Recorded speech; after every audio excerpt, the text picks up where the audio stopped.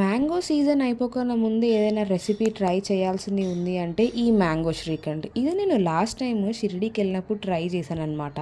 ఇది ఒక Maharashtrian dessert and నేను ఈరోజు మళ్ళీ ఇంట్లో చేసుకున్న ఈ ఇయర్. సో ఏం లేదు, చాలా ఈజీ. మ్యాంగోస్లో కొంచెం షుగర్ ఇంకా ఇలాచీ వేసుకొని మంచిగా ఒక పల్పు రాగా రెడీ చేసుకోండి. షుగర్ తక్కువ వేసుకోండి బికాజ్ మ్యాంగోస్లో ఆల్రెడీ స్వీట్నెస్ ఉంటుంది. అండ్ దీంట్లో వాటర్ అస్సలు వేసుకోవద్దు. తర్వాత పెరుగులో నీళ్ళు దిగే వరకు అలా పెరుగును జల్లెల్లో ఉంచేయండి. నేనైతే 3 hours ఉంచాను. చూసారా, ఇలా వాటర్ మొత్తం పోవాలి. ఇలా వాటర్ మొత్తం పోయిన పెరుగుని థిక్ కర్డ్ అంటారనమాట. హంగ్ కర్డ్ అంటారు. దీన్ని మంచిగా క్రీమింగ్ అయ్యే వరకు మిక్స్ చేసుకోవాలి.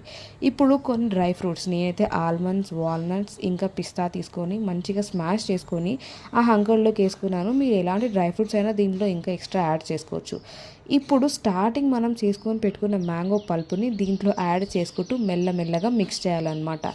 ఎంత హంకర్డ్ మనం తీసుకుంటామో అంత మ్యాంగో పల్ప్ వేసుకోవచ్చు. నేనైతే కొంచెం తక్కువ వేసుకున్నా బికాస్ స్వీట్నెస్ లెవెల్స్ తగ్గట్టు మనం దాన్ని మార్చుకోవచ్చు. కాబట్టి నాకు అంత స్వీట్ నచ్చదు. సో కొంచెమే మ్యాంగో పల్ప్ వేసుకొని తిప్పాను.